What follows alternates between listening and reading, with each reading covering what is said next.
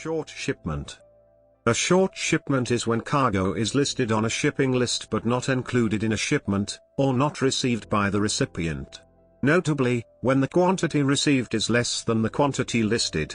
Conversely, an overshipment is when the quantity received is more than the quantity listed. These can occur for a number of causes, and the term can refer both to actually shipping incorrectly, or to what the recipient reports on receipt, which may be for another cause. Causes. Overshipment and short shipment can both be caused by an error at the source, where the incorrect quantity is shipped or the incorrect quantity is listed.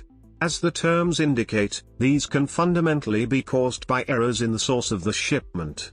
Short shipment can be reported by the recipient if some of the goods disappear in transit, such as by theft or loss. Overshipment is unlikely to occur due to changes in transit, unless spurious items somehow enter the cargo or the shipping list is damaged or altered in transit. Problems. Short shipments and overshipments can cause accounting problems due to paperwork not matching up with the actual delivery, and need to be manually corrected. Falsely reporting a short shipment can be used to perpetuate a fraud, by stealing the items actually received but reported not to have been.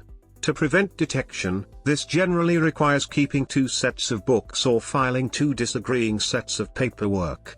Solutions.